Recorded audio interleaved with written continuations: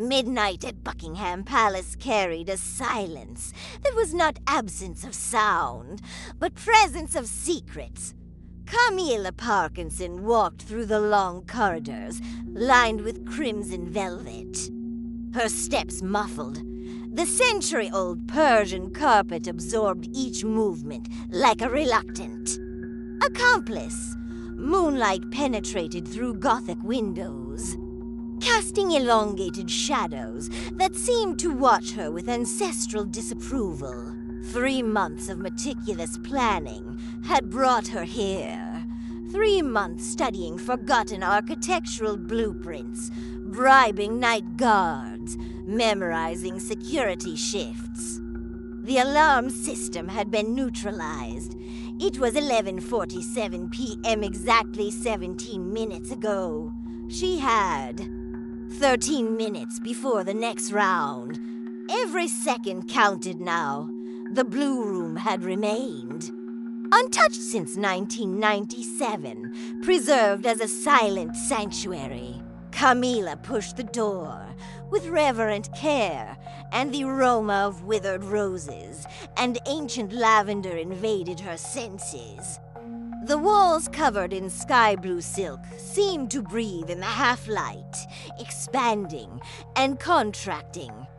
These were memories that refused to fade. Her gloved fingers slid along the east wall, counting panels. 7 from the left, 5 from the right. The hidden mechanism clicked softly under precise pressure. A panel of carved wood receded, revealing the safe that officially existed in no record whatsoever. The combination came from an unlikely source, a retired butler's diary, sold at an obscure auction. Grandchildren who never understood its true value had let it slip away. 9/29. 61, the dates that marked a life. Birth, marriage, death. The safe opened with a metallic sigh that echoed. It sounded like breath from a profane tomb. Inside, beneath black velvet worn by time, rested pieces that were never officially catalogued. The Kashmir sapphire necklace Diana had worn on a secret visit. The Colombian emerald earrings, an unregistered gift from a South American diplomat. The diamond tiara she had refused to wear publicly, finding it too heavy, too oppressive, too royal. Too much like chains. Camilla extended her hand, her fingers trembling slightly. It wasn't nervousness, it was anticipation. Each piece represented months of paid-off mortgage. Years of financial freedom for someone like her. The small dark velvet bag was already open. Waiting anxiously, she took the sapphire necklace first. The cold stones burned her palm like ice. That sears, strange. She placed it carefully in the bag.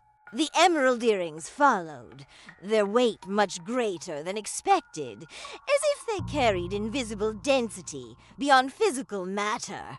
Another item secured in the bag. Her plan was working perfectly so far, when her fingers touched the diamond tiara. The room's temperature plummeted. Her breath became visible mist. The damask curtains began to undulate without any wind.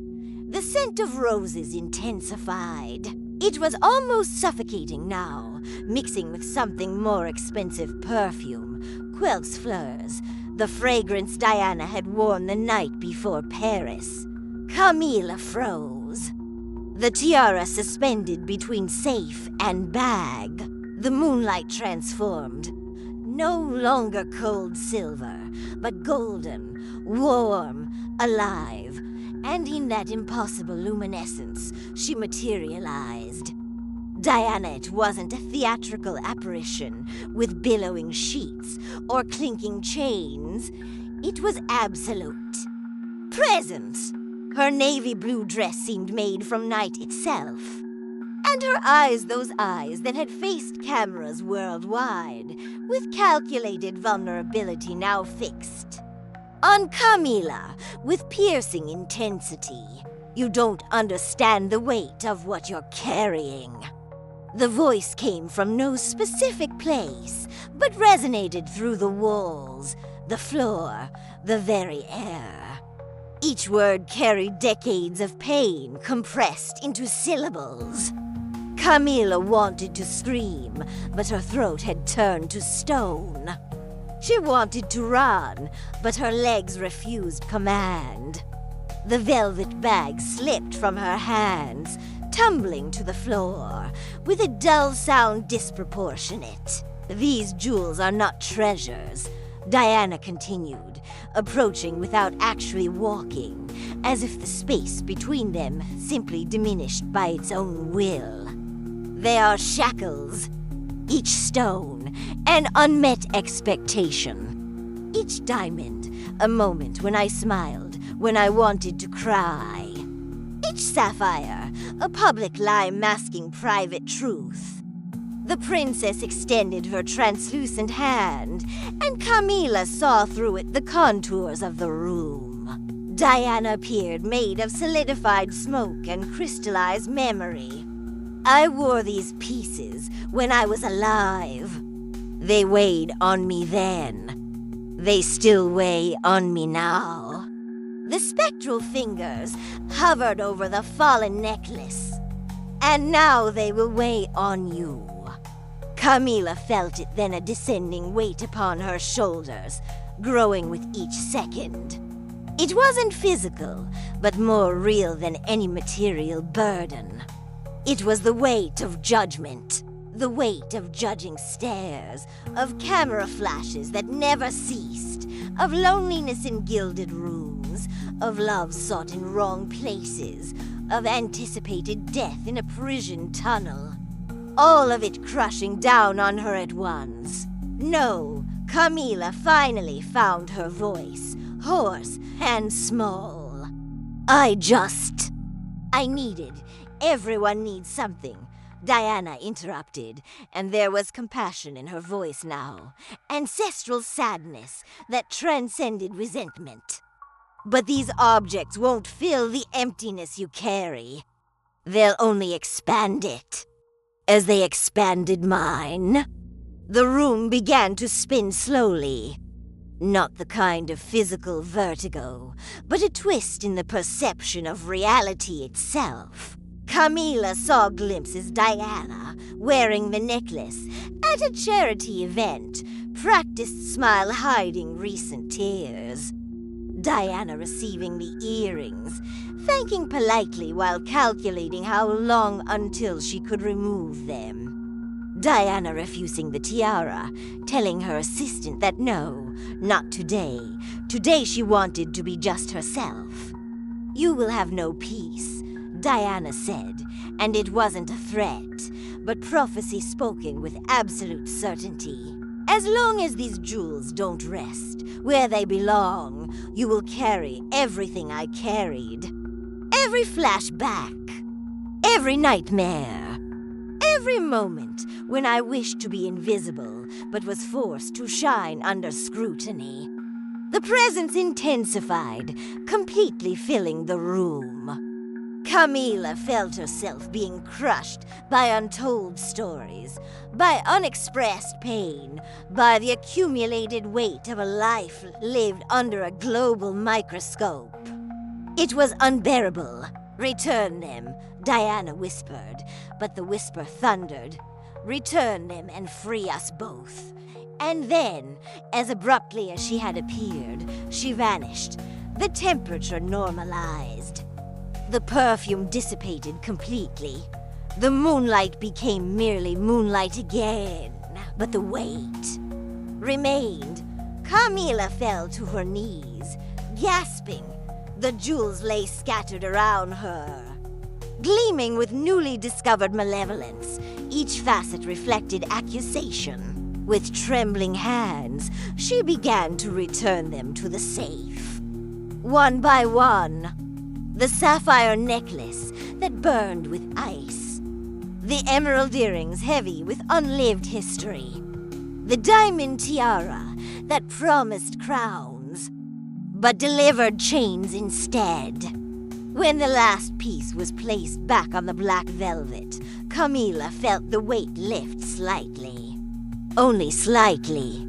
She knew, with certainty that transcended logic, that it would take time. Months, perhaps years, of sleepless nights remembering Diana's eyes, the sadness in her voice, the warning that was also an invitation to empathy.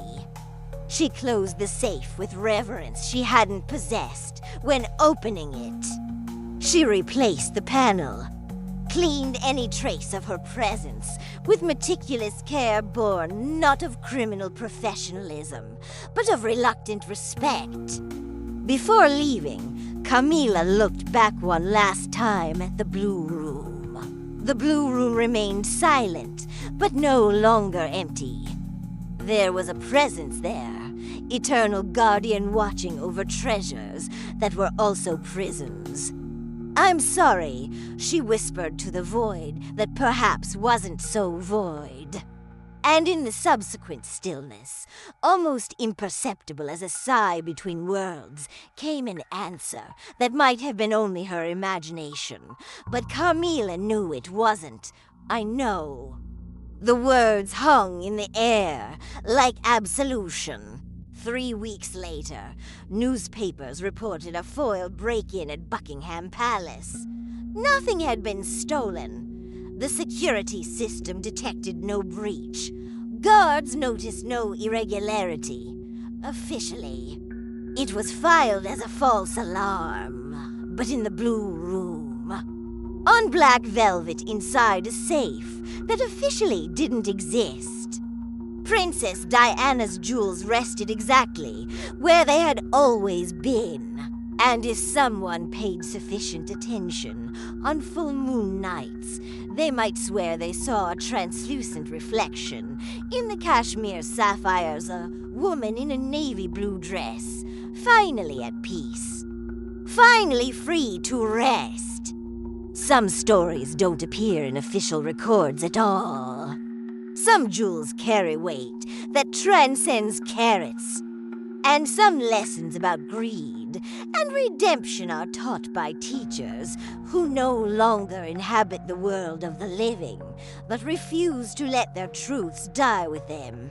This is where Camilla's story ends, but perhaps it's where yours begins. We all carry weight that others cannot see. We all desire things we shouldn't have. We all face moments where we must choose between what we want and what is right. Princess Diana's ghost taught Camilla a lesson that night, one about empathy, about understanding that behind every glittering object lies a human story filled with pain and sacrifice. So I ask you now, what would you do if faced with that choice? Drop your answer in the comments, because I genuinely want to know. If this story moved you, touched something deep inside, please show your support by liking this video and subscribing for more supernatural stories that make you think, feel, and question what lies beyond our visible world. Share this with someone who loves mysteries wrapped in history. And remember, some debts can only be paid with peace, not with jewels.